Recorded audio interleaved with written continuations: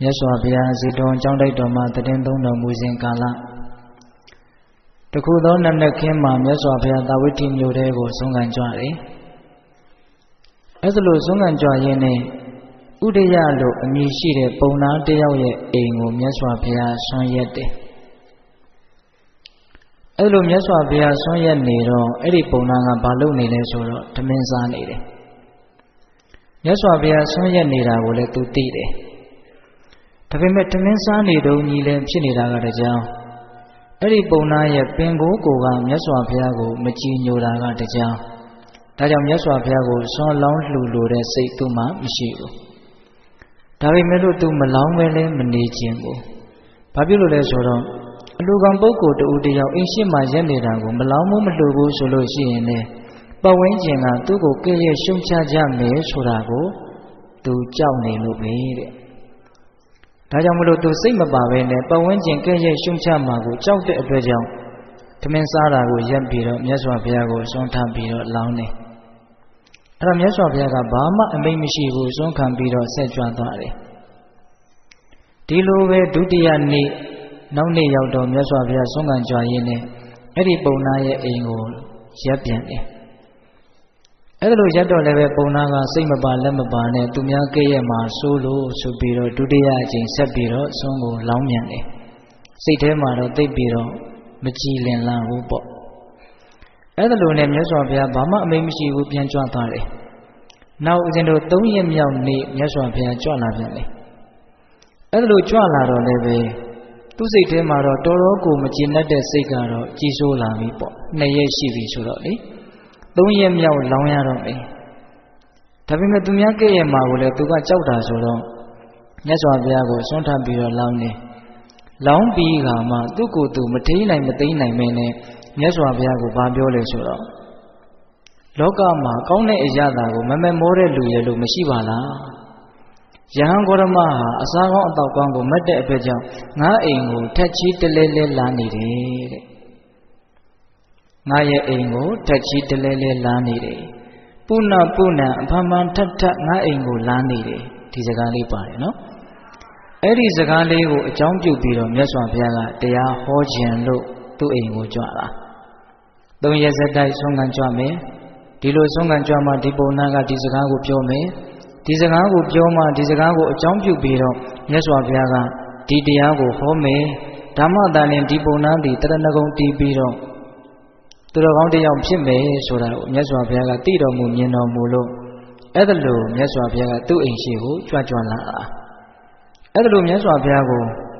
ဟန်ဂေါရမဟာအရသာမှာမမောတဲ့ပုဂ္ဂိုလ်ရမန်းတိလို့ငါအိမ်ကိုထက်ခါတလဲလဲလာနေတာ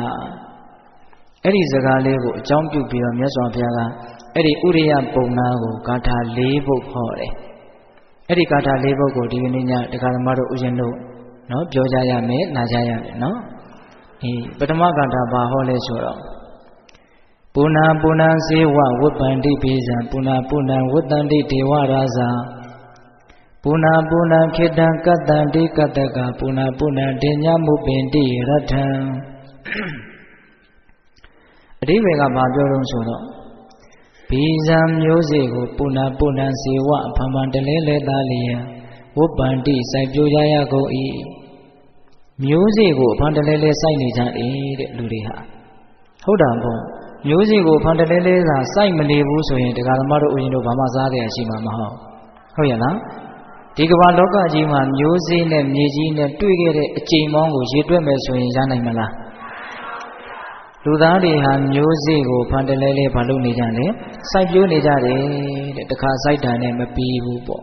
နောက်ဒီနေ့စိုက်တယ်နောက်နေ့စိုက်တယ်တချို့များဆိုရင်တစ်နှစ်ကို2ခါ3ခါတောင်စိုက်တာမရှိဘူးလားဗျာ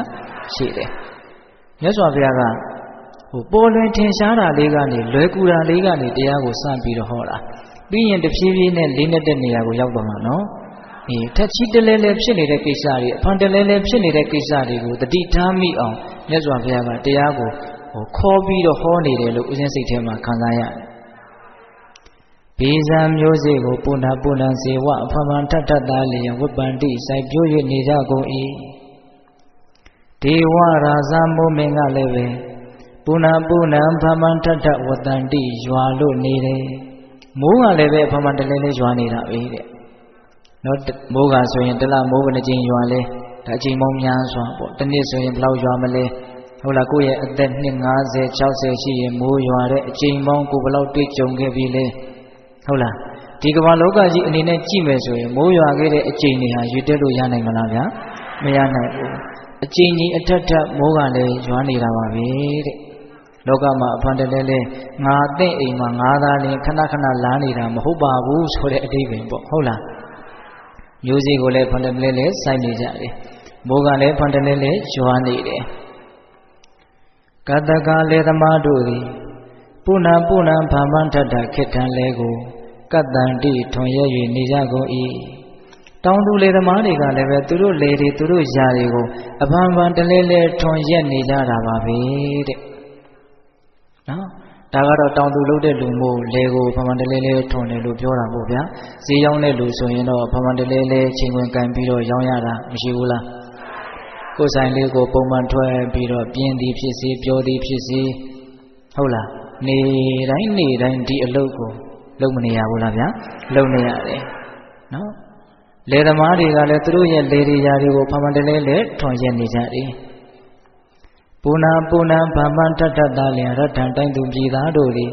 တင်ညမူပင်တိဆံစပါးရှိတဲ့နေရာကိုချင်းကပ်၍နေကြကုန်၏လူသားတွေဟာစပါးရှိတဲ့နေရာကိုချင်းကပ်ရတယ်တဲ့လက်တွေ့ကြကြလေးပြောမယ်ဆိုရင်ဆံရှိတဲ့နေရာကိုဒကာဓမ္မတို့ဥရှင်တို့အမြဲတမ်းချင်းကပ်နေရတယ်ဒကာမကြီးတွေဆိုလို့ရှိရင်မနေ့တခါညတခါထမင်းချက်မယ်ဆိုတော့ဆံအိုးတို့ဆံတောင်းတို့ရှိတဲ့နားကိုမချင်းကပ်ရဘူးလား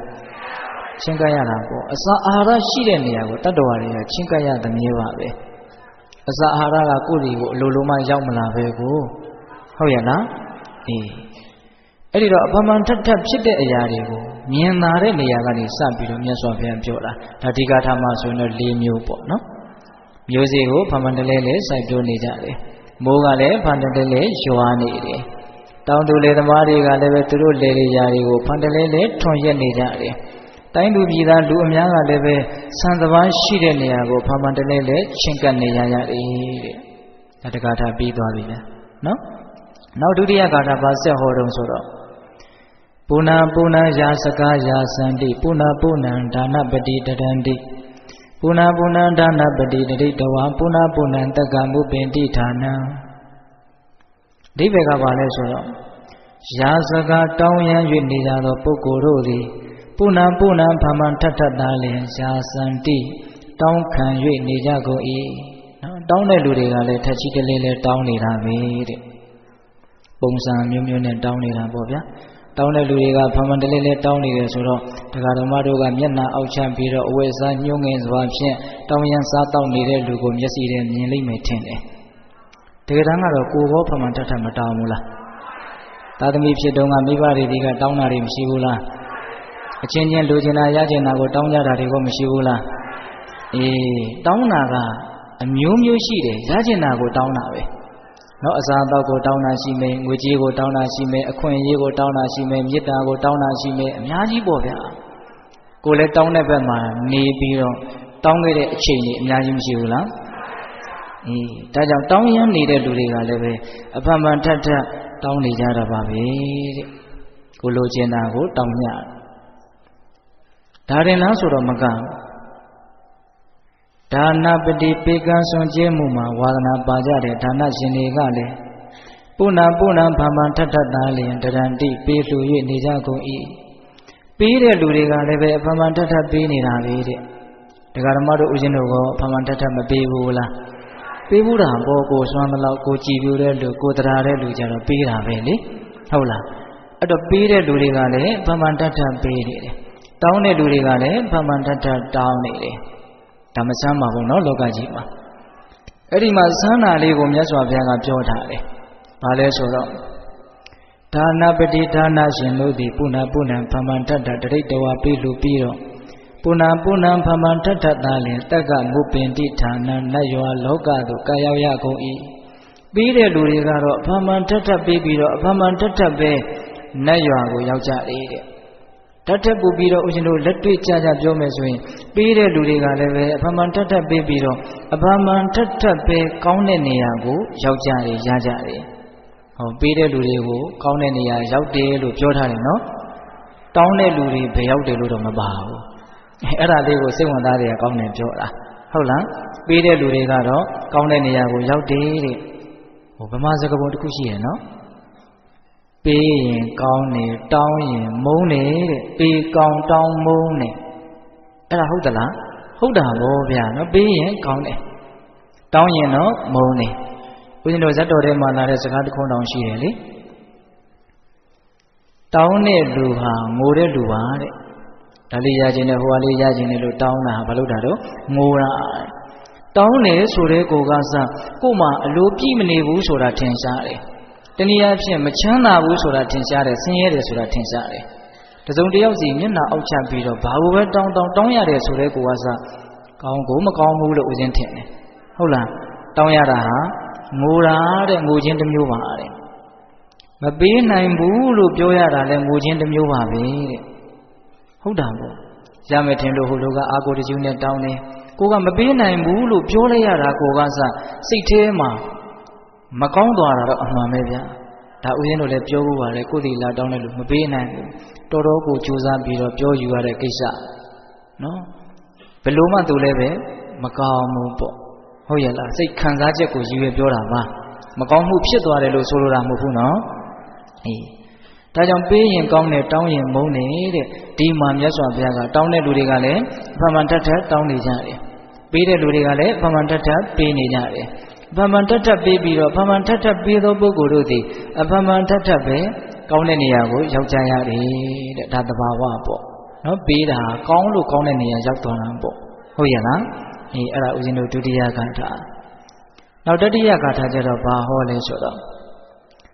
ပူနာပူနံခေရနိကာဒုဟန္တိပူရံပူနံဝိဇောဥပေတိမန္တရံပူနာပူနံကိလမေတိဖဏတိသပူနာပူနံဂဗ္ဗမုပေတိမန္တောဒီကြတော့လေးနဲ့တာတွေပါလာတယ်ခေရနိကာနုရေကိုညှစ်၍နေကြကုန်သောနုညစ်သမားတို့သည်ပူနာပူနံဖမန်ထထတာလျင်ဒုဟန္တိနုကိုညှစ်၍နေကြကုန်၏နွားနုညစ်တဲ့လူတွေဟာလည်းပဲနုညစ်တဲ့အလုပ်ကိုဖမန်ထထလုပ်နေကြတယ်တဲ့နွားနုညစ်တာကမှဘာလို့ရွေးပြီးတော့မြတ်စွာဘုရားပြောနေတယ်လဲဆိုတာပြီးရင်သဘောပေါက်လာမယ်ဟုတ်လားနွားနုညစ်တဲ့လူတွေကလည်းနွားနုညစ်တဲ့အလုပ်ကိုဖမန်တလဲလဲလုပ်နေကြတယ်ပူနာပူနံဖမန်ထထတာလျင်ဝိသောနွားငယ်သည်မတရမိခင်နွားမကိုဥပေတိချင်းကပ်၍နေရကုန်၏နွားပေါက်စလေးတွေကလည်းပဲမိခင်နွားမစီကိုအဖမှန်တလေးလေးချင်းကပ်ပြီးတော့နေတယ်တဲ့နွားနုညစ်တဲ့ကိစ္စရဲ့နွားပေါက်စလေးကသူ့ရဲ့အမေဒီကိုအဖမှန်တလေးလေးချင်းကပ်နေတဲ့ကိစ္စရဲ့ဒီဟာကဥရှင်တို့နွားနုညစ်တာကိုဘုဒ္ဓတာရှိတဲ့လူမြင်ဘူးတဲ့လူတွေမှာဒီစကားလေးကခံစားတတ်မယ်ဟိုဦးဇင်းတို့ငယ်ငယ်တုန်းကအိမ်မှာနွားမကြီးတွေမွေးထားတာရှိတယ်3-4ကောင်လောက်မွေးထားတာရှိတယ်စီဝါပြည့်မွေးထားတာတော့မဟုတ်ပါဘူးအဲ့ဒါတခါလေးငကလေးလေးတွေကြာလာပြီဆိုလို့ရှိရင်နွားတို့တွေဘာတွေတောက်ရတာပေါ့အဲ့ဒီနွားတို့မြင်ရတဲ့ကိစ္စမြင်ရတဲ့ကိစ္စဟာတော်တော်ကိုစိတ်မချမ်းသာစရာကောင်းနွားမကြီးကဟိုငကလေးကြာမှနှုတ်ဆိုတာထွက်တာဒါသိပါတယ်နော်အဲ့ဒီနှုတ်ကိုဒီတိုင်းညှစ်ယူလို့ရတာမဟုတ်မနဲ့လင်းလာပြီဆိုရင်နွားမကြီးကနှုတ်အုံနေတင်းနေတယ်အဲ့ဒါကိုညှစ်ယူလို့မရဘူး तू ကချမပေးဘူး तू ချမပေးရင်နှုတ်ကညှစ်လို့မရ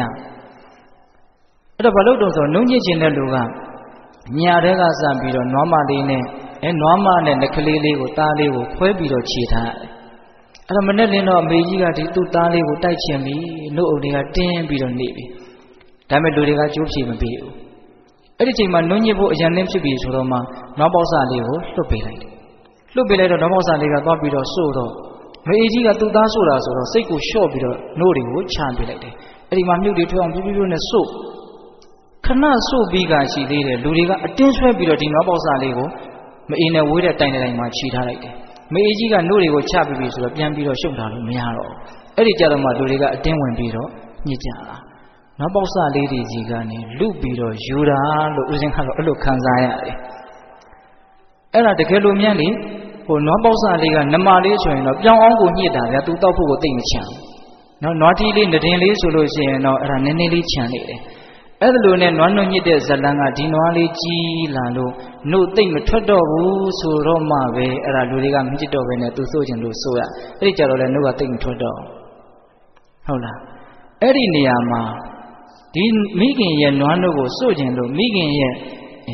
နေရာကိုချင်းကပ်တဲ့နေရာမှာဒီနွားပေါက်စလေးဟာတကယ့်ကိုပဲပြပြတလဲအိန္ဒိယမရတောင်းနေပါလေချထားလဲဝင်ပြီးတော့တိုက်သွားတာပဲသူကအဲ့ဒီမှာသူအလွန်ပင်ပန်းနေမအေးကြီးကလည်းတပူပူနဲ့လေပင်မြော်ပြီးတော့ဒီသားဖြစ်တာလဲကျိုးကိုတောက်နေအောင်သူကယုံပြီးတော့ဒီသားအမိနှကောင်ကအလွန်မှပင်ပန်းဆင်းရဲတယ်အဲ့ဒါကိုမြတ်စွာဘုရားကရည်ရွယ်ပြီးတော့ဗာဆက်ပြောတော့ဆိုတော့ပုဏ္ဏဖမန်းထတ္တလဲကိလမတိစပင်လဲပင်ပန်းကုန်၏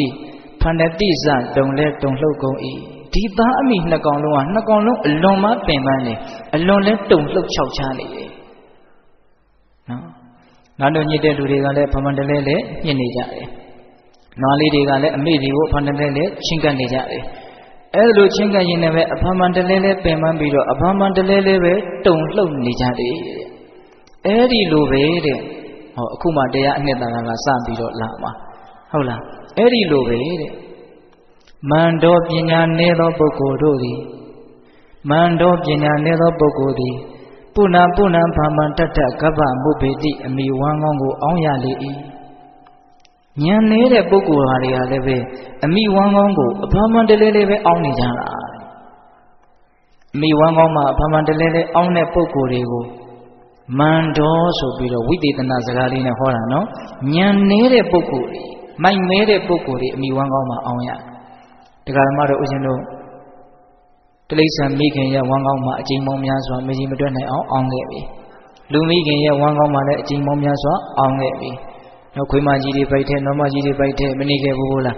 နေခဲ့ဘူးတာပေါ့အကျဉ်းပေါင်းမကြီးမတွက်နိုင်အောင်နေခဲ့ဘူးလေ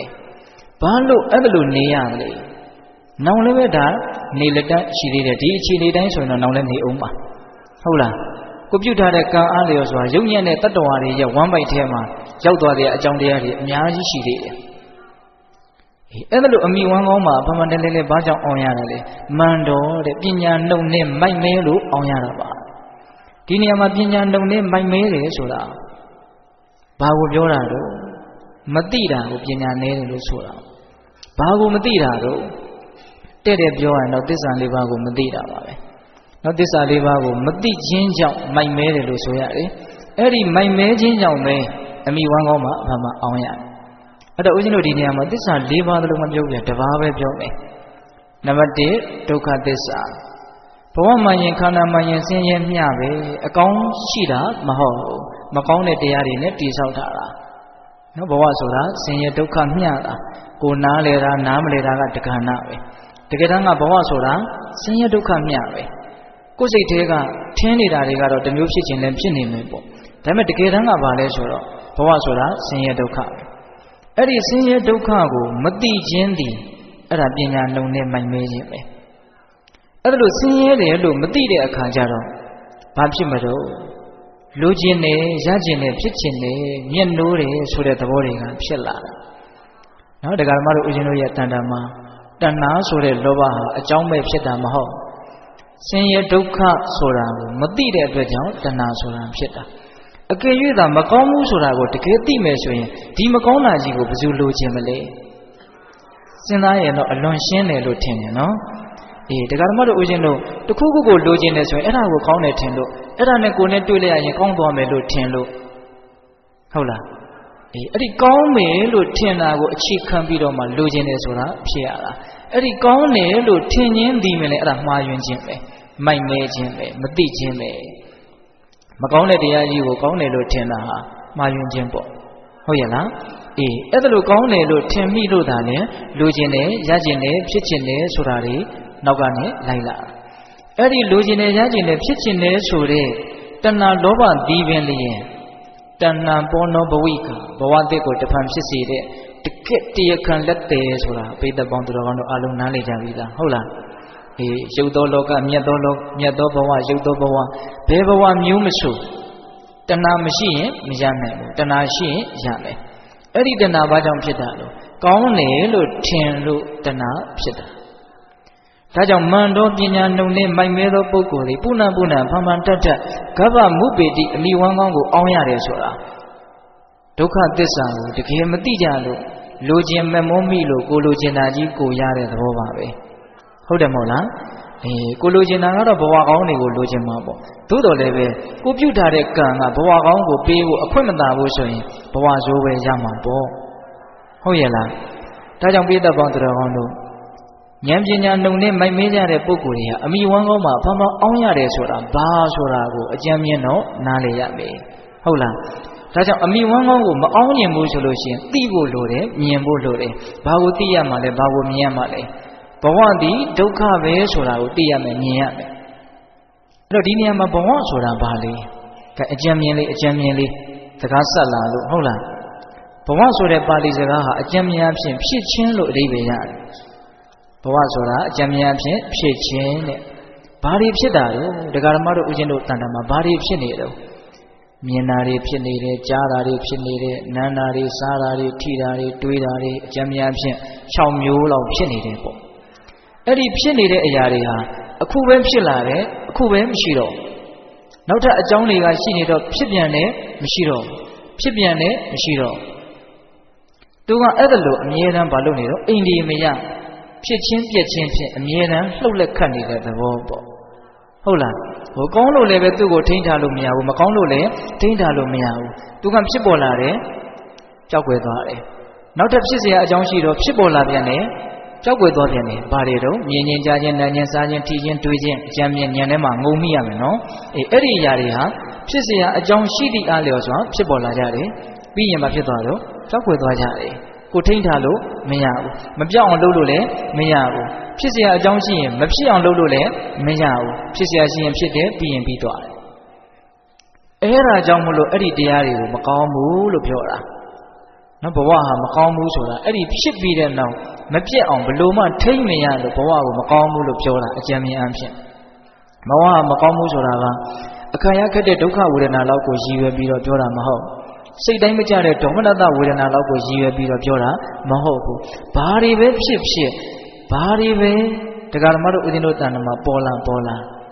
ာဘာဖြစ်သွားတာတော့ပြီးဆုံးသွားရတာရှိပဲပျောက်ကွယ်သွားရတာရှိပဲအဲ့ဒီပြီးဆုံးသွားခြင်းပျောက်ကွယ်သွားခြင်းဖြစ်လာလေအဆုံးသတ်သွားတဲ့အတွက်ကြောင့်ဖြစ်လာတဲ့သဘာဝတရားမှန်သမျှတို့ဒီဘာမှမကောင်းဘူးလို့ပြောတာဒါကြောင့်ပိဋကပေါင်းသူတော်ကောင်းတို့ဒုက္ခကိုသဘောပေါက်ခြင်းနဲ့ဆိုရင်အနိစ္စကိုအရင်သဘောပေါက်ဖို့လိုမယ်လို့ထင်တယ်ဟုတ်လားမမြဲဘူးဆိုတာကိုသဘောပေါက်ဖို့လိုမယ်နော်အဲ့ဒီမမြဲဘူးဆိုတာကိုသဘောပေါက်ခြင်းနဲ့ဆိုလို့ရှိရင်ဘယ်နည်းနဲ့ကြိုးစားရမလဲနီးတော့မှန်ဖို့လဲလိုတယ်ကောင်းဖို့လဲလိုတယ်နော်မမြဲဘူးဆိုတာကိုတကယ်ဉာဏ်နဲ့သဘောပေါက်ခြင်းနဲ့ဆိုရင်တတိပဋ္ဌာန်ဒေသနာနည်းဟာအပြည့်စုံဆုံးနဲ့စိတ်ချရဆုံးနည်းပဲမြတ်စွာဘုရားအကျဉ်းတုံးဟောထားတာပါတတိပဋ္ဌာန်ဒေသနာတော့ခန္ဓာမှာဖြစ်လာတဲ့သဘာဝတရားတွေကိုဖြစ်နေတဲ့အတိုင်းအပိုးအလိုမရှိနှုတ်ပယ်ချက်တွေမပါဘဲနဲ့ဖြစ်ဆွဲချက်တွေမပါဘဲနဲ့တတိဝရိယဉာဏ်ပညာကြီးနဲ့ဖြစ်နေတဲ့သဘောတရားတွေကိုဖြစ်နေတဲ့အတိုင်းတိနေအောင်ကြိုးစားတာဟာတတိပဋ္ဌာန်တရားကိုကြိုးစားအထုတ်တယ်လို့မဆိုနိုင်ဘူးလားဗျာဒါအနှစ်ချုပ်ပြောတာနော်ရုပ်ပိုင်းဆိုင်ရာတွေကိုသိမယ်ဆိုရင်တော့ဒါကာယ ानु ပဒနာတတိပဋ္ဌာန်ဖြစ်မယ်ပေါ့ခံစားချက်တွေကိုဖြစ်တိုင်းသိအောင်ကြိုးစားမယ်ဆိုရင်တော့ဝေဒနာ ानु ပဒနာတတိပဋ္ဌာန်ဖြစ်မယ်ပေါ့နော်အတွေ့တွေစိတ်ရဲ့အဆင့်တွေဒါတွေကိုစိတ်တွေကိုသိအောင်ကြိုးစားမယ်ဆိုရင်စိတ်ဓာ ानु ပဒနာတတိပဋ္ဌာန်နော်သဘောတရားတွေကိုသိမြင်အောင်အနုစိတ်အသေးစိတ်သိအောင်ကြိုးစားမယ်ဆိုရင်တော့ဓမ္မ ानु ပဒနာတတိပဋ္ဌာန်ပေါ့အနှစ်ချုပ်ရင်တော့ကိုယ်အကြောင်းကိုသိအောင်ကြိုးစားတာကိုယ်ခန္ဓာမှာဖြစ်နေတဲ့သဘာဝတရားတွေရဲ့သဘောတဘာဝကိုသိမြင်အောင်ကြိုးစားတာကိုယ်ခန္ဓာမှာဖြစ်နေတဲ့သဘောတဘာဝတွေရဲ့အမှန်လက္ခဏာဟာဘာလဲကိုယ်ခန္ဓာမှာဖြစ်နေတဲ့တရားတွေရဲ့သဘောတဘာဝဟာဘာလဲဖြစ်ပေါ်လာတယ်ချုပ်ပြောင်းသွားတယ်ဒါသူတို့ရဲ့သဘောတဘာဝလက္ခဏာပဲလက္ခဏာဆိုတာသိနိုင်ကြောင်းအမှတ်အသားရုပ်လို့နာမ်လို့သိနိုင်ကြောင်းအမှတ်အသားလက္ခဏာနော်ဗာလဲအနိစ္စလက္ခဏာဒုက္ခလက္ခဏာအနတ္တလက္ခဏာလက္ခဏာရေး၃ပါးဟုတ်တယ်နော်ဒါကြောင့်ပိဋကပေါင်းသူတော်ကောင်းတို့ဒီယုတ်တည်နံတွေကိုသာဖြစ်တိုင်းတတိဝရိယဉာဏ်ပညာဥရှိပြီးတော့မျက်ခြေမပြတ်တတ်နိုင်တဲ့မြတ်အသေးစိတ်သိအောင်သာကြိုးစားနေမယ်ဆိုရင်ဒီသဘာဝတရားတွေရဲ့မူရင်းသဘောလက္ခဏာသူတို့ရဲ့အရှိသဘောတွေကိုမသိနိုင်ဘူးလားသိနိုင်တယ်သူတို့ရဲ့အမှန်သဘာဝကဘာလဲမမြဲခြင်းသဘောသာဖြစ်တယ်တဆင့်သိလာရင်ဆင်းရဲခြင်းသဘောသာဖြစ်တယ်လို့သိလာလိမ့်မယ် ဖြစ်အောင်လည်းငါလုပ်လို့မရဘူးပြက်အောင်လည်းငါလုပ်လို့မရဘူးမဖြစ်အောင်လည်းငါလုပ်လို့မရဘူးမပြက်အောင်လည်းငါလုပ်လို့မရဘူးဟုတ်လားဖြစ်เสียရှိရင်ဖြစ်တယ်ပြီးတော့ပြက်သွားတယ်သူ့လမ်းကြောင်းသူသွားနေတဲ့ကိစ္စလို့အဲ့လိုသိလာရင်ဒါအနတ္တသဘောကိုနည်းနည်းသဘောပေါက်လာတဲ့သဘောပေါ့ဟုတ်ရဲ့လား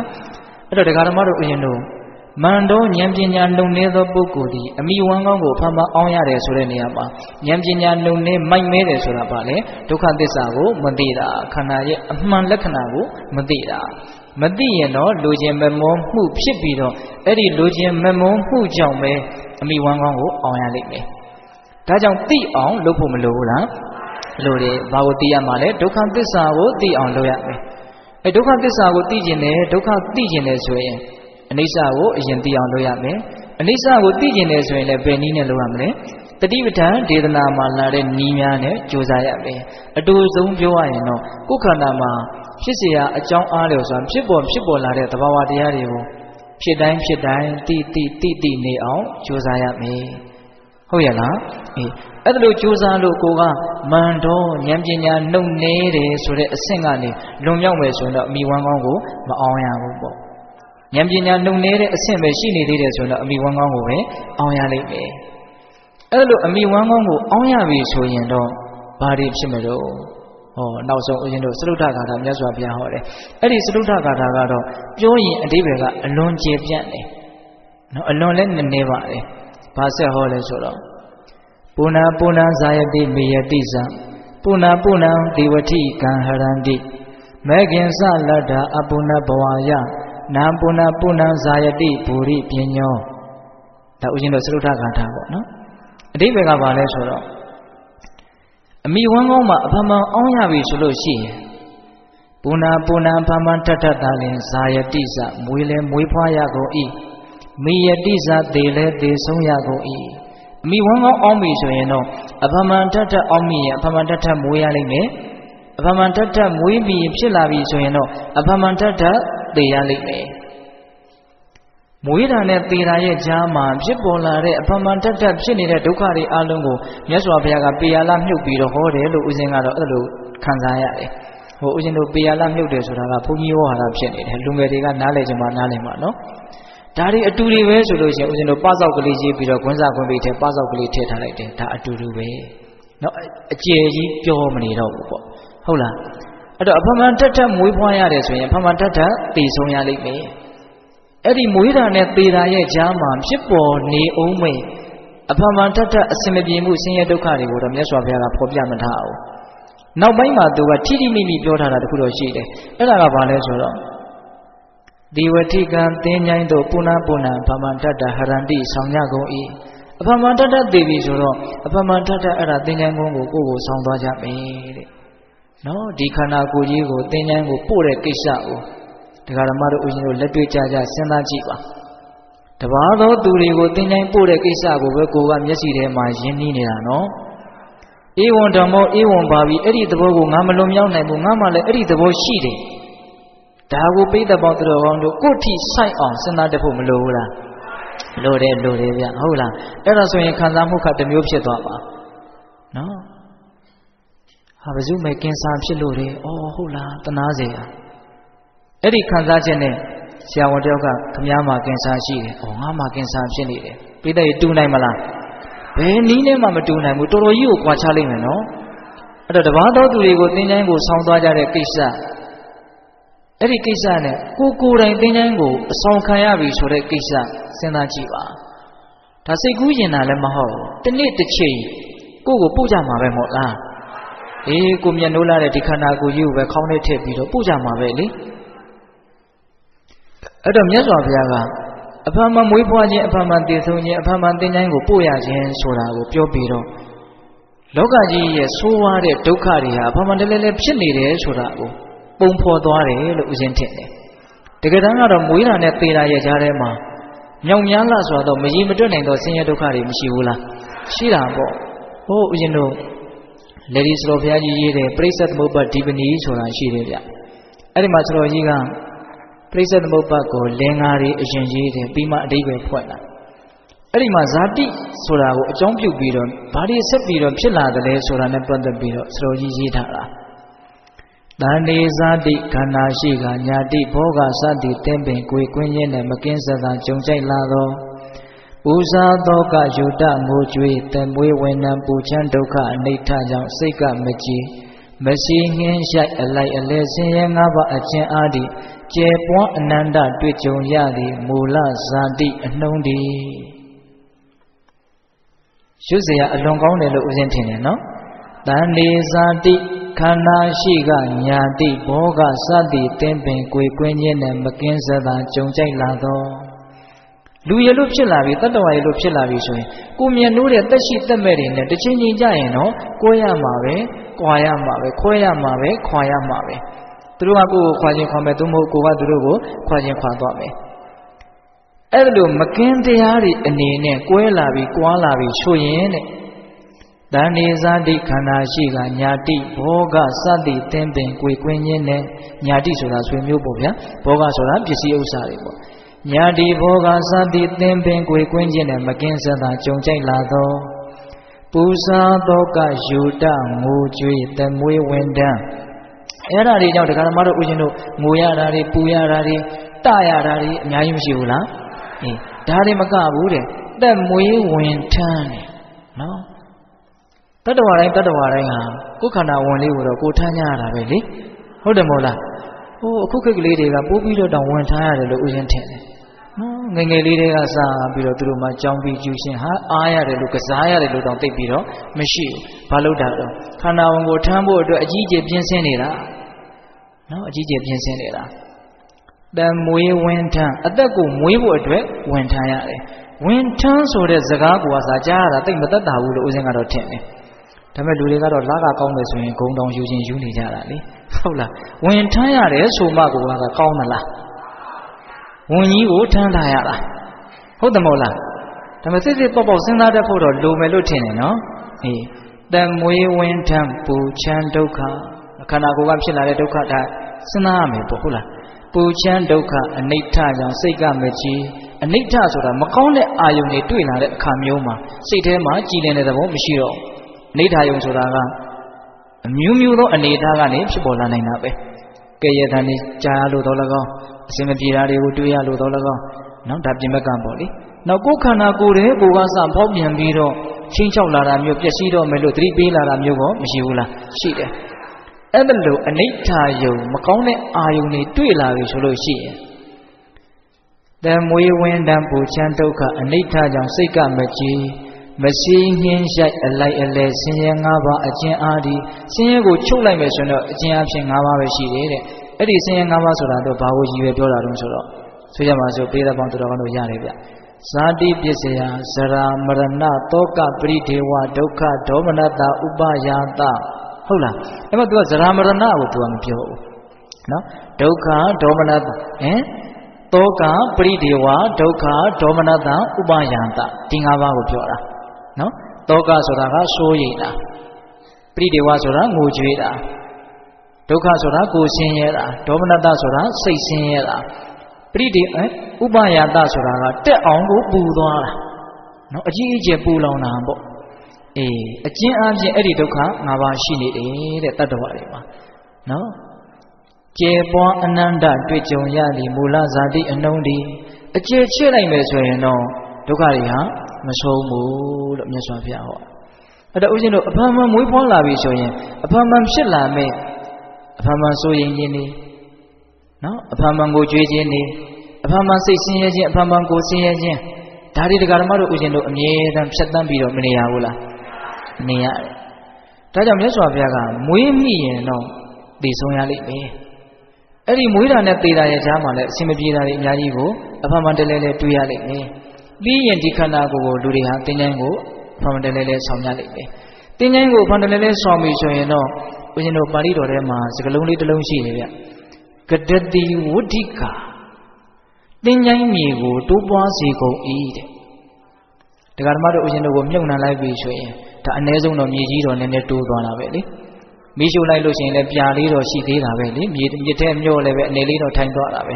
နော်ကမ္ဘာလောကမှာတရက်လူတွေဘလောက်သေနေလဲအဲ့ဒီသေသွားတဲ့လူတွေကြောင့်ဖြစ်လာတဲ့မြေကြီးတွေဘလောက်များမလဲစဉ်းစားကြည့်နော် တင်းញိုင်းမြေကိုတိုးပွားစေခဲ့ဘူးလားပြီလို့မြတ်စွာဘုရားဟောတာရှိနော်အဝိဇ္ဇာတရားကဖုံးလွှမ်းထားလို့တဏှာတရားကချီနှောင်ထားလို့ဒီတန်တရားဝတ်ကမလွတ်နိုင်လို့တပြောင်းပြောင်းတပြန်ပြန်ကျင်လည်နေတဲ့ကာလမှာတရားဓမ္မတို့ဦးဇင်းတို့တွေဒီဖြစ်တိုင်းသောဘဝမှာတည်ဆုံးပြီးတော့ကဘာမြေကြီးကိုမြင့်မြင့်လာစေတယ်ခုတနေ့ကဦးဇင်းစကိုင်းမှာဘုန်းကြီးကျောင်းတစ်ကျောင်းသွားပြီးတော့တရားသွားဟောတော့တတိထားပြီးတော့ကြည့်မိတယ်ပေါ့သူကရှေးတုန်းကကျောင်းတွေကလည်းအများကြီးရှိတယ်အဲ့အုတ်တိုင်းတွေကတချို့အုတ်တိုင်းတွေကတောင်တော်လောက်ရှိတော့တယ်မြေကြီးတွေကိုနစ်သွားသလားမြေကြီးတွေကတက်လာသလားတချို့အုတ်တိုင်းတွေကိုနှိမ့်သွားလို့အပေါ်ကထပ်ပြီးတော့ဆင့်ထားရတယ်မြေကြီးတွေမြင့်လာတာပေါ့ဗျာဟုတ်ရဲ့လားနော်စဉ်းစားကြည့်နော်ကိုရှေးတုန်းကမြို့ရိုးဟောင်းကြီးတွေကိုတွေ့ကျင်နေဆိုရင်ဘယ်တဲ့တူကြည့်ရမြေကြီးတဲ့တူကြည့်ရလားအနှစ်ကြီးတူးနိုင်လေလေဟူးရှေးတုန်းကအကြောင်းအရာတွေကိုသိရလေလေပဲအဲ့တော့ကဘာမြေကြီးဟာတဖြည်းဖြည်းနဲ့မြင့်လာတယ်ဆိုတာကတော့ဘလို့မှမငြင်းနိုင်ဘူးဘာကြောင့်ဖြစ်တဲ့မြေကြီးတွေနဲ့မြင့်လာတာလဲဆိုတော့တရားတော်မတို့ဦးဇင်းတို့ကြောင့်ဖြစ်တဲ့မြေကြီးတွေကြောင့်မြင့်လာတာလို့ပြောမယ်ဆိုရင်ကိုလွယ်မလားဗျအလွယ်ဘူးနော်ဒါကလူသားဖြစ်တုံးအချိန်မှာကိုကြောင့်ဖြစ်တဲ့မြေကြီးပေါ့ကတလိษံဖြစ်ပြီဆိုတော့ကိုကြောင့်ဖြစ်တဲ့မြေကြီးတွေဘဝဆုံးသွားပြီဆိုရင်မရှိပြီဘူးလားရှိတာပေါ့ဗျဟုတ်လားဒါကြောင့်မြတ်စွာဘုရားကအဝိဇ္ဇာနိဝရဏတတ္တနာတဏ္ဍတန်ယောဇနာနာတန်တဝတ္တံတန်တရတံနော်မတိမှုသစ္စာလေးပါးကိုမတိမှုခန္ဓာဟာဆင်းရဲတယ်ဆိုတဲ့အတိညာအမှန်ကိုမရတဲ့အတွက်ကြောင့်လူချင်းမမောမိပြီးတော့ဘဝတွေထက်ဖြစ်ပြီးတော့နော်အဲ့ဒါလိုမတိမှုကြောင့်အခြေခံပြီးတော့တဏှာတန်ယောဇနာနဲ့လူချင်းမမောခြင်းဆိုတဲ့တဏှာတန်ယောဇဉ်ကျိုးနဲ့ချီနှောင်ခြင်းခံရတဲ့အတွက်ကြောင့်တတ္တဝါတွေဟာတဘဝပြီးတဘဝတန်တရားထဲမှာကျင်လည်နေကြတယ်အဲ့ဒါလိုကျင်လည်ကြရင်းနဲ့ဘာဖြစ်တုံးဆိုတော့ဧဝံဒီကာရတံဟောဘိကဝေဒုက္ခံပစ္စနုဘုဒ္ဓံဒိဗ္ဗံပစ္စနုဘုဒ္ဓံဗျတနံပစ္စနုဘုဒ္ဓံကတတိဝဋ္ဌိကာဟောဒီစကားလေးကိုခုနကဦးဇင်းကရှင်းပြတာနော်ဒုက္ခဆင်းရဲဒုက္ခတွေကိုပစ္စနုဘုဒ္ဓံခံစားခဲ့ဘူးလားလေပြီဆင်းရဲတွေကိုခံစားခဲ့ဘူးလားပြီနော်ဒိဗ္ဗံပစ္စနုဘုဒ္ဓံအင်မတန်ခက်တန်ကြမ်းတမ်းတဲ့ခါးသီးတဲ့ပူလောင်မှုတွေကိုလည်းခံစားခဲ့ဘူးလားပြီတဲ့ဗျတနံပစ္စနုဘုဒ္ဓံချစ်ရခင်ရတဲ့တက်ရှိတက်မဲ့တွေနဲ့ကိုယ်ကွင်းညင်းညောင်ဖြစ်ပေါ်လာတဲ့ဒုက္ခတွေကိုလည်းခံစားခဲ့ရဘူးလားလေပြီတဲ့တန်တရားကြီးကရှည်လာပြီအဲ့ဒါကြောင့်မို့လို့ကတတိဝဋ္ဌိကာတင်းញိုင်းမြေကိုအဖန်မှန်တိုးပွားစေလှလေပြီတဲ့ဒါကြောင့်ဦးဇင်းတို့အနမတကတန်ယုံမှာမြတ်စွာဘုရားဟောထားတာလေးတွေစိတ်ဝင်စားစရာကောင်းတာအများကြီးရှိတယ်ကိုယ့်ရဲ့ဘဝတန်တရားရှည်လျားလှပြီဆိုတာနဲ့ပတ်သက်ပြီးတော့ဒီကမ္ဘာလောကကြီးမှာရှိတဲ့တစ်ပင်တွေအကုန်လုံးကိုခုတ်နော်ပြီးရင်မိจิตဆန်လေးတွေလို့တိတိလေးတွေစိတ်လက်တစ်ကလောက်ကလေးဖြတ်နော်တိတိလေးအတူလေးတွေပေါ့ဘယ်လောက်ရမလဲခံမလို့မရနိုင်ဘူးနော်အဲ့ဒါကိုဘာလို့ရမလဲဆိုတော့မြတ်စွာဘုရားကစိတ်စီလက်စီဟောတယ်အဲ့ဒီအချောင်းကောက်ပြီးတော့ဒါငါအမေလို့ချနောက်တစ်ချောင်းကောက်ပြီးတော့ဒါငါအမေရဲ့အမေလို့ချ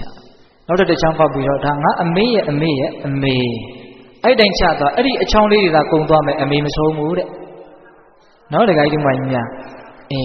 အဲ့တော့မြတ်စွာဘုရားပုံပေါ်အောင်ဟောတာတွေအများကြီးရှိတယ်ဒီကဘာမြေကြီးကိုဇီးတိလောက်အစီကလေးတွေလှုပ်အခါအားလျော်စွာဟောတာပေါ့လေဒါတခါတည်းဆက်ဟောတာတော့မဟုတ်ပါဘူးနော်ဇီးတိလောက်အစီလေးတွေလှုပ်ပြီးတော့ဒါကငါအဖေဒီအစီလေးကငါအဖေရဲ့အဖေချသွားအမေမဆုံးဘူးအဖေမဆုံးဘူးညီကိုမောင်နှမမဆုံးဘူးဟုတ်လားဒါကြောင့်အဲ့ဒါလောက်ရှည်လျားခဲ့လာပြီဒီကဘာတစ်ခုအတွင်းမှာနော်ဒါကြောင့်မြတ်စွာဘုရားကကိုယ်ဒီတိရစ္ဆာန်ပဲဖြစ်ဖြစ်လူပဲဖြစ်ဖြစ်ခဲ့တဲ့ဘဝတွေမှာလေပင်ကိုအဖြတ်ခံရလို့လေချောင်းကနေစီးကြရိုးကြတဲ့သွေးကိုစုထားလို့ရမယ်ဆိုလို့ရှိရင်သမုဒ္ဒရာ၄ချက်မှာရှိတဲ့ရေထက်များမယ်လို့မြတ်စွာဘုရားဟော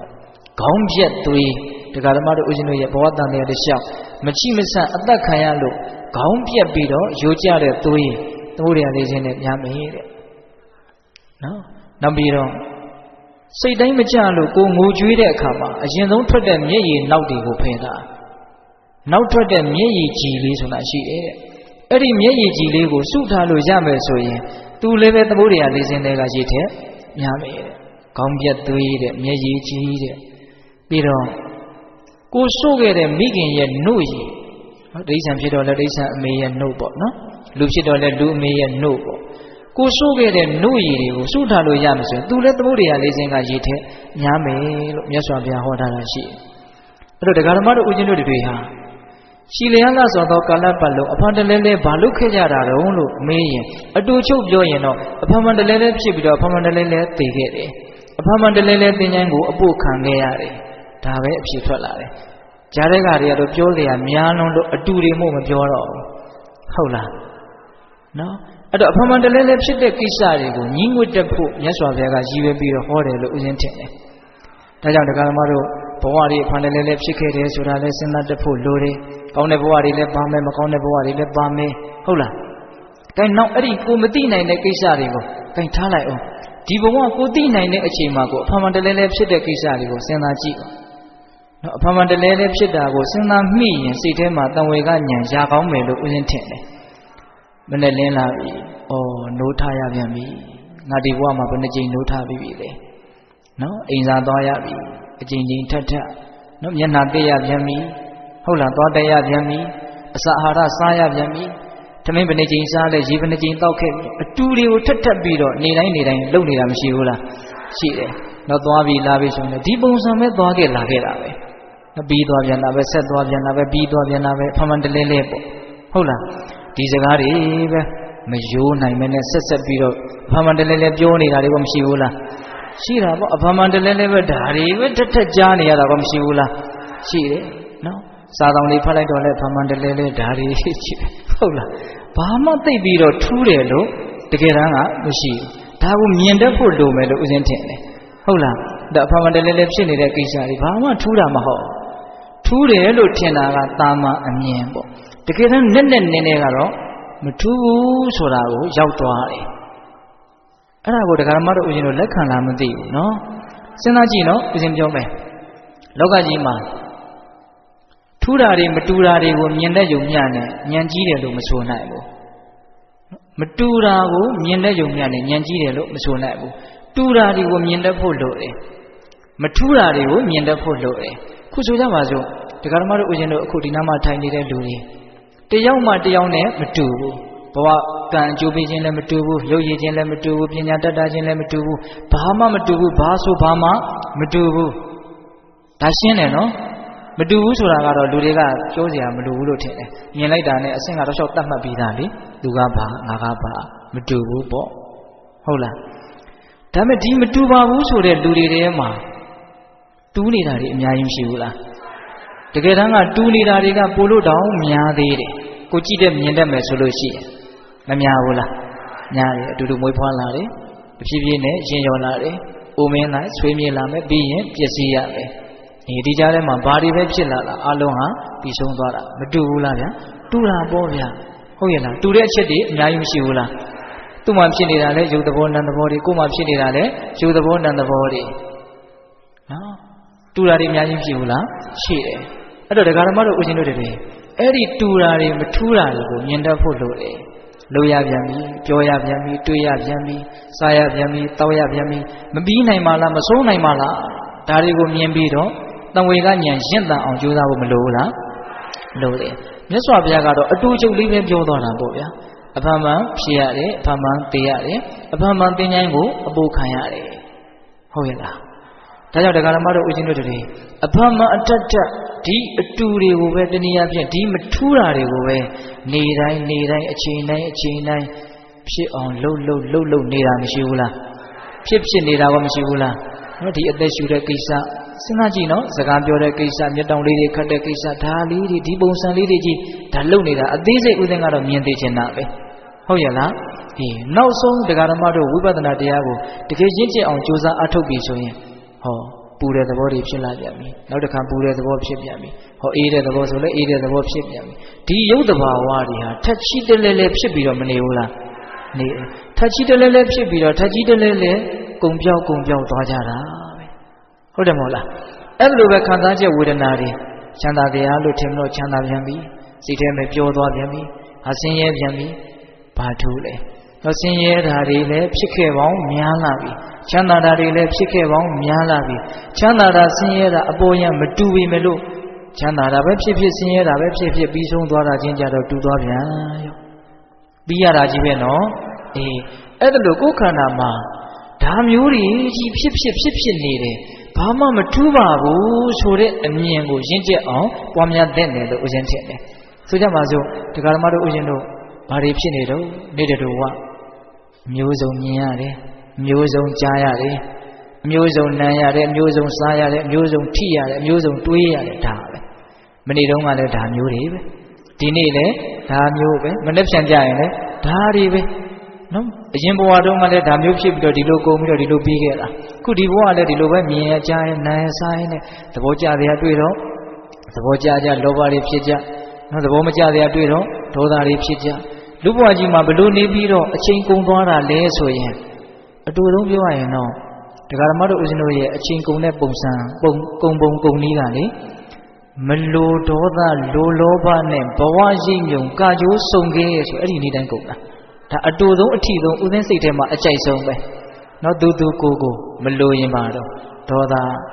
ဘလောက်ကောင်းတဲ့တရားဖြစ်ဖြစ်ကိုမလိုဘူးဆိုရင်ဒေါသဖြစ်တာဗျကိုမလိုဘူးဆိုရင်ကောင်းတယ်ကိုမထင်တော့တာနော်ကိုပေါ်ငကိုတုံးကဘလောက်ပဲကောင်းခဲ့ကိုစိတ်ထဲမှာမလိုနေတဲ့အချိန်ဆိုတာဒေါသမုန်းနေတာနော်မလိုဒေါသလိုလောဘနဲ့ကောင်းမကောင်းကိုလိုချင်ရင်တော့အဲ့ဒါလောဘဖြစ်တော့တာပဲနော်မကောင်းလေပဲကိုလိုချင်နေရင်ကောင်းတယ်လို့ထင်နေတာကိုဟုတ်ရဲ့လားဒါကြောင့်မလိုဒေါသလိုလောဘနဲ့ဘဝရိပ်ညုံကာကြိုးစုံရဲ့ကာကြိုးကတော့အတော်ကိုစုံတယ်လို့ထင်တယ်နော်ဘဝဇက်ခုံပေါ်မှာကာကြိုးကတော့အတော်ကိုစုံတယ်လို့ထင်တယ်နော်တခါကြီးဒီမိုင်းများနော်ပြုံးပြီးတော့တေးဥဆောင်တဲ့ကာကြိုးမဲ့ပြီးတော့တေးဥဆောင်တဲ့ကာကြိုးမရှိဘူးလားဘယ်သူခိုင်းလို့ပြုံးရဘယ်သူခိုင်းလို့မဲ့ရတော့မင်းတော့လောဘဒေါသခိုင်းလို့ပြုံးရမဲ့ရတာပေါ့ဟုတ်တယ်မဟုတ်လားအဲ့တော့တကယ်တမ်းကတော့ဒီကာကြိုးတွေကိုဆင်နွှဲတဲ့နေရာမှာကိုယ်စိတ်တိုင်းကြဒီကာကြိုးတွေကိုပုံဖော်နေတာတော့မဟုတ်လောဘဒေါသဒါရိုက်တာခိုင်းတဲ့အတိုင်းကာကြိုးကိုပုံဖော်နေတာနော်တကယ်လည်းသေဥဆောင်ကောင်းကြပါတယ်တရားဓမ္မတို့ရောဥရှင်တို့ရောဥရှင်တို့အနုပညာလောကမှာလူချမ်းရောဇက်လိုက်ရောဇက်ပို့ရောနေရာစုံတောင်းစုံကနေပိုင်နိုင်သေဥဆောင်နိုင်တယ်ဆိုရင်ဆွဲစုံရတဲ့အနုပညာရှင်ပဲချီးမွမ်းကြတာမရှိဘူးလားရှိတယ်တရားဓမ္မတို့ဥရှင်တို့တကယ်တမ်းကတော့ဆွဲစုံရတဲ့အနုပညာရှင်တွေလို့ဥရှင်ထင်တယ်နော်တခါတရံဇက်လိုက်တခါတရံလူချမ်းတခါတရံသူတော်ကောင်းတခါတရံသူယုံမှာနေရာစုံတောင်းစုံကနဲ့ဒီဘဝတစ်ခုတည်းမှာကိုပဲသေဥဆောင်နေတာမရှိဘူးလားရှိတယ်တခါတလေအချိန်ပိုင်းလေးအတွင်းမှာကိုပဲသေဥဆောင်ချက်တော်တော်ပြင်းတယ်လို့ထင်တယ်အခုပဲဒီဘက်ကိုပြုံရွှင်နဲ့ပြောဆိုပြီးတော့ဟာဒီဘက်လှည့်လိုက်တာနဲ့ခက်ထံမှာကြောပြီးတော့ဖြစ်သွားတာလည်းမရှိဘူးလားရှိရနော်ဟိုဘက်မှာကတော့ဧည့်သည်တွေမို့လို့အမလေးပြုံရွှင်ဒီဘက်ကအိမ်ကလူတွေဆိုတော့ခက်ထံတာဟုတ်တယ်မဟုတ်လားတယောက်တည်းကနေဖြစ်နေတာနော်ဘာမှပြောင်းလဲတာမဟုတ်တကယ်တော်ပြီဆိုတဲ့သေဥဆောင်တော်မှာအဲ့ဒီလူလောက်သေဥဆောင်ကောင်းမယ်မထင်ဘူးဘုန်းတော်ဦးဇင်းတို့စဉ်းစားကြည့်တယ်ဇက်သေးရုပ်ရှင်တွေကတထေးကြီးကပြင်ဘက်ကတထေးကြီးလောက်ဘယ်တူအောင်သေဥဆောင်နိုင်မှာဘယ်ဟာကပို့တူလို့ပြင်ဘက်ကတထေးကြီးနဲ့ဇက်သေးကတထေးကြီးနဲ့ဘယ်ဟာပို့တူမလို့ပြင်ဘက်ကတထေးကြီးကတူတာဗောဗျာဟုတ်တယ်မဟုတ်လားအဲ့ဒါလိုပဲနော်စဉ်းစားကြည့်နော်တကယ်ဈေးတွေကဇက်သေးရုပ်ရှင်တွေကဈေးတွေပူးပြီးတော့တူတာဗောဟုတ်တယ်မဟုတ်လားဒါကြောင့်လောကကြီးကိုပွဲကြည့်တယ်လို့ကြည်ရတာတခါတလေမှာအရာသာတစ်မျိုးလို့ဥစဉ်ထင်တယ်နော်သူရောကိုရောသေဥဆောင်ချက်တွေကိုစိုးနေအောင်လောကကြီးမှာသေဥဆောင်ရတာဘာတွေလို့နောက်ဆုံးစစ်ကြည့်လိုက်တဲ့ခါကျတော့ဒါတွေကြီးပဲပြောနေကြစကားကိုပြောတယ်သွားနေကြလမ်းကိုသွားတယ်လုံနေကြအလုပ်ကိုလုပ်တယ်ပြီးရင်ပြီးနေကြအတိုင်းပြီးသွားအောင်ပဲ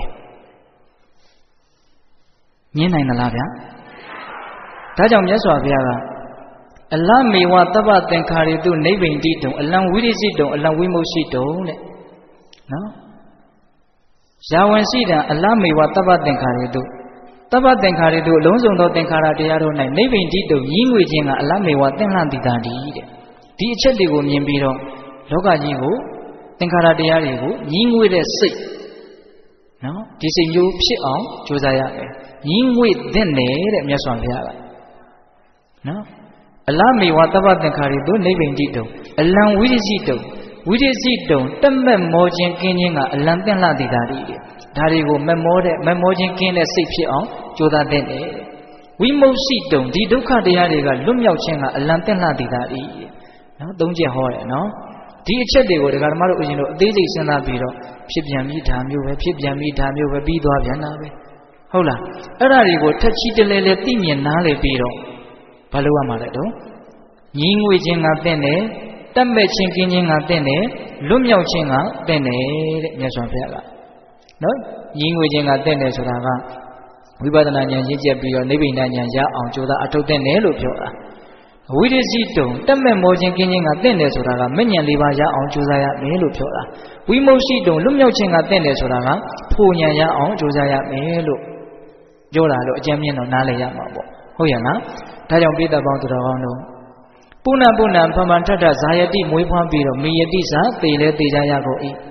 တိဝတိကံသင်ញိုင်းတို့ပုဏ္ဏပုဏ္ဏဖမန်ထထဟရန္တိဆောင်ခြင်းကိုလည်းခံကြရ၏ဒါအဖမန်တလဲလဲဖြစ်တဲ့တရားတွေပါဟုတ်ရဲ့လားအေးနောက်ဆုံးနှစ်ပါးတာဖြင့်အဲ့ဒီအဖမန်တလဲလဲဖြစ်နေတဲ့ဒီမထူးတဲ့ဇက်ကြီးဒီမကောင်းတဲ့ဇက်ကြီးဒီအခြေအနေဆိုးကြီးကိုရက်တအောင်ဘယ်လိုလုပ်မလဲဆိုတာနော်အဲ့ဒါကြတော့ဦးဇင်းတို့နောက်ဆုံးနှစ်ပါးတာဖြင့်မြတ်စွာဘုရားဗာမင်းရှိလဲဆိုတော့မေကင်းစလတ္ထာအပုဏ္ဏဘဝယနာပုဏ္ဏပုဏ္ဏဇာယတိပုရိပညောပုရိပညောကြီးမားသောဉာဏ်ပညာရှိသောပုဂ္ဂိုလ်သည်အပုဏ္ဏဘဝယတဖန်မဖြစ်ခြင်းကမေကင်းစမက်ကိုလည်းလတ္ထာရ၍ပုဏ္ဏပုဏ္ဏဖမန်တတနဇာယတိမဖြစ်ရတော့လေကုန်ဟောဉာဏ်ပညာကြီးတဲ့ပုဂ္ဂိုလ်ဟာတဖန်မဖြစ်ခြင်းအလို့ငါအဲ့ဒီအဖမန်တလဲလဲဖြစ်နေတဲ့မထူးတဲ့ဇက်ကြီးရက်သွားစေဖို့ရန်အလို့ငါမက်ကင်စလတ္တာတဲ့နော်မက်ကိုရအောင်ကြိုးစားရမယ်မက်ကဆိုတာလမ်းပေါ့နော်အကြံဉာဏ်ဖြင့်နော်မက်ကင်၈ပါးပိဋကတို့သိပါလေနော်အဲ့ဒီမက်ကင်၈ပါးကိုပွားများကြိုးစားအထုတ်မယ်ဆိုလို့ရှိရင်အဲ့ဒါအပုဏ္ဏဘဝရပဲတဖန်မဖြစ်ခြင်းရဲ့လမ်းကြောင်းပဲဟုတ်ရဲ့လားအဲ့ဒီအပုဏ္ဏဘဝရတဖန်မဖြစ်ဖို့ဆိုတဲ့ရည်ရွယ်ချက်ဖြင့်မဂ္ဂင်၈ပါးကိုပွားများမယ်ဆိုလို့ရှိရင်ပုဏ္ဏပုဏ္ဏဖမန်ထထနဇာယတိမဖြစ်ရတော့ဘူးအဖမန်ထထမဖြစ်ရဘူးဆိုရင်ဖမန်ထထစိုးရင်စရာလည်းမလိုဘူးငိုကြွေးစရာလည်းမလိုဘူးဆင်းရဲစရာလည်းမလိုဘူးပူလောင်စရာလည်းမလိုဘူးခဏကအကျိတ်အနယ်တရားဓမ္မတို့ဦးဇင်းတို့စဉ်းစားရမှာကအဖမန်ထထဖြစ်နေတာကြီးကိုတကယ်မကြိုက်သလားကြိုက်သလားဆိုတာခက်တာကဒကာမတို့ဦးဇင်းတို့ကကြိုက်နေသေးပဲเนาะဒီအဖမန်တတ်ဖြစ်နေတာကြီးကိုမရက်ချင်သေးဘူးပေါ့ဘာဖြစ်လို့အဖမန်တတ်ဖြစ်နေတာကြီးကိုမရက်ချင်သေးတာလဲကြိုက်နေရသေးတာလဲဆိုတကယ်သိအောင်မလုပ်လို့เนาะဒီအဖမန်တတ်လည်းဖြစ်နေတာကိုသာတကယ်သာသိအောင်လုပ်ပါเนาะဖြစ်ပြန်ပြီဖြစ်တိုင်းသာသိအောင်ကြိုးစားကြည့်ပါဒါဟာမကောင်းဘူးညင်းငွေစရာဆိုတဲ့ဥစ္စာဟာသူ့စိတ်ထဲမှာဉာဏ်တွေဟာရင့်မလာပြီဘူးလားရင့်လာတယ်ဟိုပြောယုံမြလောက်နဲ့နားထောင်ယုံမြလောက်နဲ့အဖမန်တတ်ဖြစ်နေတဲ့ဒီဇလန်းစိုးကြီးကိုရက်ချင်တဲ့စိတ်ကဖြစ်လာမှာမဟုတ်ဟုတ်ရလားအေးရက်ချင်စိတ်တကယ်ပေါက်ချင်တယ်ဆိုရင်အဖမန်တတ်ဖြစ်နေတဲ့ဒီမကောင်းတဲ့တရားတွေကိုပဲအဖမန်တတ်ကြည့်ဖို့လိုတယ်ကိုကအဖမန်တတ်ဖြစ်တာပဲကိုကရှိတယ်ဒါကိုအဖမန်တတ်သိအောင်ကြိုးစားတဲ့အပိုင်းကြတော့မရှိဘူးတဲ့ပြောရရင်တော့ဒကာဓမ္မတို့အရှင်တို့ကဘဝမှာမကောင်းတာတွေကိုသာလေအဖမန်တတ်ဖြစ်အောင်လုပ်နေကြတာမကောင်းတာဆိုတာကတိတ်ပြီးတော့ရုပ်ရုပ်မာမာတွေကိုဦးဇင်းတို့ရည်ရွယ်ပြောတာမဟုတ်ဘူးနော်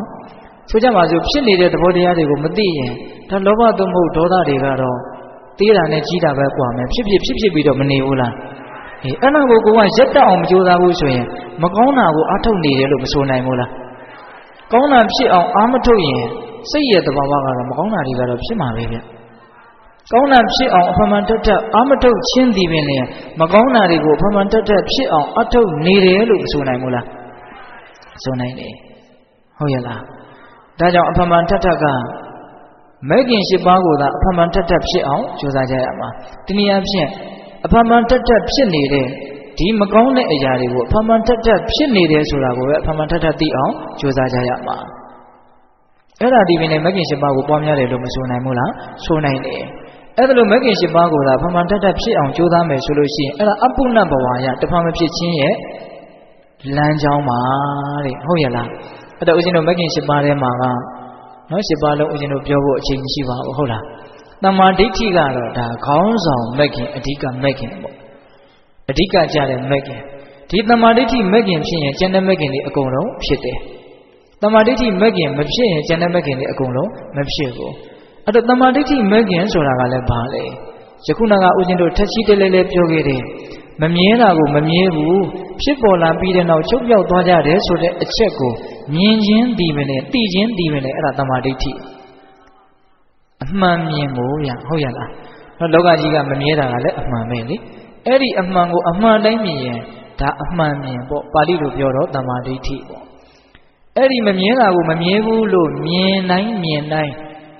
တမ္မာသင်္ကပ္ပအစရှိတဲ့မဂ္ဂင်9ပါးမဖြစ်ဘူးလားဖြစ်တယ်နော်ဒါကြောင့်ဦးဇင်းတို့မင်းကွန်းစတော်ကြီးကဒါဦးဇင်းတို့တရားပွဲတိုင်းလို့ပြောပါတယ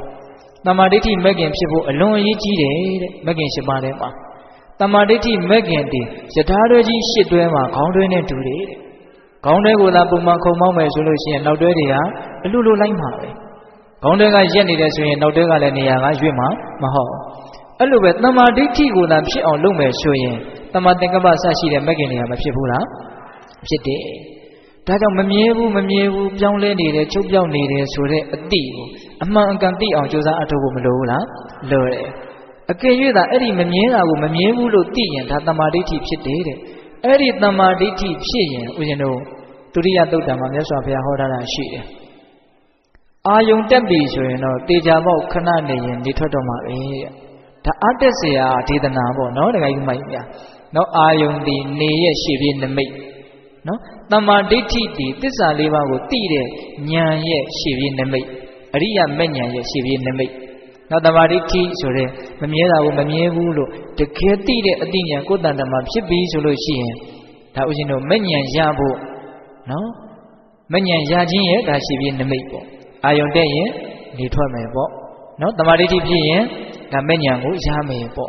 ဒါကြောင့်ပိဿပေါင်းသူတော်ကောင်းတို့တမ္မာဒိဋ္ဌိဉာဏ်အမြင်တန်အောင်ကြိုးစားဖို့မလိုဘူးလားလိုတယ်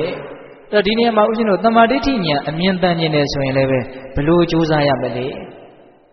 အကောင်းဆုံးနဲ့စိတ်အချရဆုံးဤအပြည့်စုံဆုံးဤကတော့တတိပဋ္ဌာန်ဒေသနာနည်းပဲဒီပဲပြန်ဆိုင်မယ်နော်တရားကစောစောကလည်းဒါတစ်ခါဦးဇင်းပြောခဲ့ပြီနော်တတိပဋ္ဌာန်ဒေသနာနည်းနဲ့အညီသာကြိုးစားတမ္မာဒိဋ္ဌိဉာဏ်ရှင်းတန်လာလိမ့်မယ်မမြဲတာကိုမမြဲဘူးလို့သိရလိမ့်မယ်ဒါကြောင့်ဦးဇင်းတို့မဟာကြီးဆိုကြီးကရှစ်တိုင်းမပြတ်သိမှတ်နေလျင်ယုံနာနှမျိုးကြောင်းကျိုးသိမြင်မမြဲဆင်းရဲဉာဏ်နဲ့ပေါ်လေအနတ္တတရားနိဗ္ဗာန်ဝင်တဲ့နောက်တတိပဋ္ဌာန်ဒေသနာကိုအနှစ်ချုပ်ပြီးတော့ရေးထားတယ်လို့ဦးဇင်းတို့ထင်ပါတယ်ဟုတ်ရဲ့လားခန္ဓာမှာအကြောင်းအားလျော်စွာဖြစ်လာတဲ့သဘာဝတရားမျိုးစုံမရှိဘူးလားဗျာရှိတာပေါ့မြင်နေတာတွေကြားနေတာတွေနားနေတာတွေစားနေတာတွေထိနေတာတွေတွေးနေတာတွေဟုတ်ရဲ့လားအဲ့ဒီအရာတွေဖြစ်လာတိုင်းမှာတတ်နိုင်တဲ့မြတ်တတိစိတ်အောင်တတိဆက်အောင်နော်တိပြီးတော့ဓာတ်ရိုက်သိရမှာနော်တိနေအောင်ကြိုးစားနေမယ်ဆိုလို့ရှိရင်သူတို့ရဲ့သဘောတဘာဝတွေကိုမသိနိုင်ဘူးလားသိနိုင်တယ်သူတို့ရဲ့သဘောတဘာဝကဘာလဲနော်ဖြစ်တိုင်းမပြတ်သိမှတ်နေတယ်ယုံနာနှမျိုးကြောင်းကျိုးသိမြင်ဒါဖြစ်เสียရှိလို့ဖြစ်လာတာဘာကဖန်ဆင်းထားလို့မှဖြစ်တာမဟုတ်ဘူးဖြစ်เสียရှိရင်ဖြစ်တာပဲဒါလို့မရဘူးနော်မျက်လုံးလည်းဖွင့်ထားမယ်အစင်းတွေလည်းရှိနေမယ်အလင်းရောင်လည်းရှိမယ်နှလုံးသွင်းလည်းရှိမယ်ဆိုရင်မြင်တယ်ဆိုတာကတော့ဖြစ်ကိုဖြစ်နေမယ်ဘယ်လိုမှတားလို့မရဘူးဟုတ်လားကိုမမြင်ခြင်းလို့လည်းမရဘူးဟုတ်လားမျက်လုံးပိတ်ထားမယ်မြင်ခြင်းတယ်ဆိုလို့မြင်လို့မရပါဘူးအဲ့တော့ကိုမြင်ခြင်းလို့မြင်တာလားမြင်စရာအကြောင်းတွေပြည့်စုံလို့မြင်တာလားဒါစဉ်းစားဖို့နားလည်ဖို့လိုတယ်ရိုးရိုးလေးနဲ့လေးနဲ့တယ်လို့ဦးဇင်းထင်တယ်နော်ဘယ်အကြောင်းအရာမျိုးဘာတွေပဲဖြစ်နေတယ်ဖြစ်เสียအကြောင်းတွေပြည့်စုံလာရင်ဖြစ်သွားတာပဲဟုတ်ရဲ့လားအဲ့ဒါလို့ယုံနာနှမျိုးကြောင်းကျိုးသိမြင်အကြောင်းရှိရင်တော့အကျိုးတရားဆိုတာဖြစ်ပေါ်လာတယ်အဲ့ဒီဖြစ်ပေါ်လာတဲ့သဘာဝတရားတွေကဘယ်လိုလဲမမြဲဆင်းရဲဉာဏ်တဲ့ပေါ်လွင်တဲ့မမြဲဘူးဆိုတာသိလာရင်ဆင်းရဲတယ်ဆိုတာဉာဏ်ထဲမှာတဖြည်းဖြည်းနဲ့ပေါ်လွင်ထင်ရှားလာနိုင်မယ်မမြဲတဲ့တရားဆင်းရဲတဲ့တရားဆိုတာသိလာရင်တော့ဒါငါဥစ္စာလို့မသိမ့်ပိုက်တဲ့တရားတွေဆိုတာကိုသူဆက်ပြီးတော့သိမလာပြီဘူးလားသိလာလိမ့်မယ်မမြဲဆင်းရဲဉာဏ်နဲ့ပေါ်လွင်အနတ္တတရားနိဗ္ဗာန်ဝင်အလွန်ကောင်းတယ်နော်ဒီခိုင်းမိုင်းမြနော်အသေးစိတ်တူတုတ်နဲ့ထိမိတယ်လို့ဦးဇင်းထင်တယ်ဟုတ်ရဲ့လားဒါကြောင့်တမ္မာဒိဋ္ဌိမဂ်ခင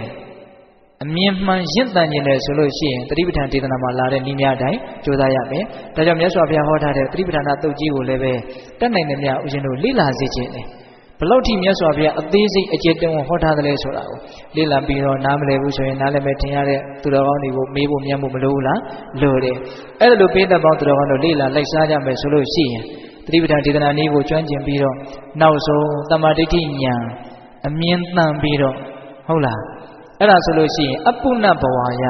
အဖာမှန်တလဲလဲဖြစ်နေတဲ့တရားတွေနောက်ဆုံးချုပ်ဆုံးတဲ့အဆင့်ကိုမရောက်နိုင်ဘူးလားရောက်နိုင်တယ် ဒါကြောင့်မြတ်စွာဘုရားကဗုဒ္ဓပညောတဲ့ဉာဏ်ပညာကြီးသောပုဂ္ဂိုလ်သည်အပုဏ္ဏဘဝရတဖန်မဖြစ်ခြင်းအလို့ငှာမက်ကင်စမက်ကိုလက်တာရပြီးတော့ပုဏ္ဏဖမထထနဇာယတိမဖြစ်ရတော့ဘူးတဲ့နဇာယတိမဖြစ်ရတော့ဘူးဆိုခြင်းဒီမလဲအဲ့ဒါဒုက္ခခတ်သိငြိမ်းခြင်းပါပဲလို့နားလည်ရဟုတ်ရဲ့လားဒါကြောင့်ပိဿပေါင်းသူတော်ကောင်းတို့မြတ်စွာဘုရားအဲ့ဒီဂါထာ၄ပုဒ်ကိုဟောတယ်အင်မတန်လေးနဲ့တယ်လို့ဦးဇင်းတို့ထင်ပါတယ်ဟုတ်ရဲ့လားအဲ့ဒီသုတ်တန်ဒေသနာကိုနာပြီးတော့အဲ့ဒီပုံနာသည်မြတ်စွာဘုရားကိုကြည်ညိုတဲ့နော်တရဏဂုံတီးတဲ့နော်သူတော်ကောင်းတယောက်ဖြစ်သွားတယ်ဆိုပြီးတော့ဥရိယသုတ်တန်ကတော့အဆုံးသတ်တယ်အဲ့တော့ဦးဇင်းတို့ဒီသုတ်တန်ကိုဟောခြင်းရဲ့အဓိကရည်ရွယ်ချက်ကဒကာဓမ္မတို့ဦးဇင်းတို့ရဲ့ဘဝမှာထက်ချီတလဲလဲတခါလာလဲဒါတခါလာလဲဒါတခါလာလဲဒါဟုတ်လားအဲ့ဒီထက်ချီတလဲလဲအဖွန်တလဲလဲဖြစ်နေတဲ့ကိစ္စတွေကိုဉာဏ်အမြင်ရင့်တန်အောင်ကြိုးစားပြီးတော့ဒါတွေရဲ့ပုံမှာညီငွေတဲ့စိတ်ဒါတွေရဲ့ပုံမှာမမောမှုကင်းတဲ့စိတ်ဒါတွေကနေလွတ်မြောက်အောင်ကြိုးစားခြင်းနဲ့စိတ်နော်လွတ်မြောက်တဲ့စိတ်ဟုတ်လားဒီလိုအစစ်မြင့်တဲ့အသိဉာဏ်တို့တွေရအောင်တို့ကြိုးစားမယ်ဆိုတဲ့ရည်ရွယ်ချက်မျိုးဖြစ်လာဖို့ဆိုပြီးတော့ဒါဥရှင်တို့ရည်ရွယ်ပြီးတော့ပြောပြတာပါဟုတ်လားတနည်းအားဖြင့်လည်းပဲမြတ်စွာဘုရားဟောထားတဲ့တရားဒေသနာတွေနဲ့ပတ်သက်ပြီးတော့အများကြီးကြည်ကြဲပြန့်ပြန့်ဘုသူတာရှိသေးခြင်းနဲ့ဒါဥရှင်တို့လက်လက်မိတဲ့လောက်ကလေးပြောပြတာပါဟုတ်ရဲ့လားဒါကြောင့်ပိဿတို့ဓာတ်ထက်လက်ပို့ပြီးတော့လေ့လာနိုင်ပါစေစူးစမ်းနိုင်ပါစေဟုတ်ရဲ့လားနော်ဒါကြောင့်ဒီကနေ့တော့ဥရှင်တို့ဥရိယသုတ်တံတဲ့တရားကောင်းစဉ်ပေးထားတာပါတော့မထူးဇက်ခင်းသူများတဲ့ဟုတ်လားမထူးဇက်ခင်းတဲ့လူကဘယ်သူဖြစ်နေတော့ကိုယ်ပဲဖြစ်နေတယ်နော်ဟုတ်ရဲ့လားတခါလာလဲဒါတခါလာလဲဒါဒီဘဝလဲဒါနောက်ဘဝလဲဒါအပေါ်ယံကြည့်ရင်တော့မထူးအပေါ်ယံကြည့်ရင်တော့ထူးတယ်လို့ထင်ရတာပေါ့နော်တကယ်တမ်းကတော့သိပြီးတော့မထူးလာဘူးဟုတ်ရဲ့လားဒါကြောင့်ပိဿပေါင်းသူတော်ကောင်းတို့ဒီဆိုးဝါးတဲ့မထူးဇက်ကိုရက်နိုင်အောင်ကြိုးစားနိုင်ကြတဲ့သူတော်ကောင်းတွေဖြစ်ကြပါစေလို့ဘုရင်တို့ဆန္ဒပြုပြီးတော့မေတ္တာပို့ပြီးအဆုံးသတ်ကြရအောင်နော်ဘဝတုသဗ္ဗမင်္ဂလာရခန္တုသဗ္ဗဒေဝတာသဗ္ဗဗုဒ္ဓ ानु ဘာဝေနတရာဒုက္ခိဝန္တုတိဘဝတုသဗ္ဗမင်္ဂလာရခန္တုသဗ္ဗဒေဝတာသဗ္ဗဓမ္မာနုဘာဝေနတရာဒုက္ခိဝန္တုတိဘဝတုသဗ္ဗမင်္ဂလာရခန္တုသဗ္ဗဒေဝတာသဗ္ဗသံဃာနုဘာဝေနတရာဒုက္ခိဝန္တုတိဒီတုံမကသင်တရားနာပိသပေါင်းတော်ကောင်းတို့သာတာအလုံးသောတတ္တဝါအနန္တတို့အားသဗ္ဗမင်္ဂလာလောကီလောကုတ္တရာကောင်းဆိုသမျှမင်္ဂလာဝဝတိဘဝတုကောင်းစွာမသွေဖြစ်တော်မူကြပါစေတည်းသဗ္ဗဒေဝတာမိမိတို့ခန္ဓာကိုယ်မှာစောင့်ကြနေကြကုန်သောနတ်မိမိတို့အိမ်မှာစောင့်ကြနေကြကုန်သောနတ်မိမိတို့သာနာမိမိတို့ကဘာမှာစောင့်ကြနေကြကုန်သောနတ်မြတ်နာကောင်းနာပေါင်းတို့ကလည်းပဲရက္ခဏတို့ကောင်းစွာမသွေစောင့်ရှောက်တော်မူနိုင်ကြပါစေတည်းသဗ္ဗဗုဒ္ဓ ानु ဘာဝေနကင်းငါဝါလူသေးစုမငါပွင့်တော်မူကြတယ်ဆိုသောဒါပါဖျဲခြင်းကိုယ်တော်မြတ်တို့ရဲ့တကူတည်သောအနုဘောတော်တို့ကြောင့်၎င်းသဗ္ဗဓမ္မ ानु ဘာဝေနမေလီရန်ဘူရိရနိဗ္ဗာန်ပရိတိယဆိုသောစေတံသောတရားတော်မြတ်တို့ရဲ့တကူတည်သောအနုဘောတော်တို့ကြောင့်၎င်းသဗ္ဗတံဃာ ानु ဘာဝေနမဂ္ဂထံလေးရောက်ပလတံလေးရောက်ဆိုသောရှေယောတော်ရိယတံဃာရှင်မြတ်တို့နှင့်တကွာတေလဂုံသမာဓိကိုပညာကိုတို့နှင့်ပြည့်စုံတော်မူကြတဲ့သမုဒိတံဃာအရှင်ကောင်းရှင်မြတ်ပေါင်းတို့ရဲ့တကုတ္တိသောအနုဘောတော်တို့ကြောင့်၎င်းတရားနေရောညပါဘေခမဆိုင်ခြင်းရှိတိုင်းခြင်းရှိတိုင်းဒုက္ခိကိုစိတ်နှပြချမ်းမှာချမ်းသာခြင်းရှိကြကုန်သည်ဘဝတုကောင်းစွာမသွေဖြစ်တော်မူကြပါစေတည်း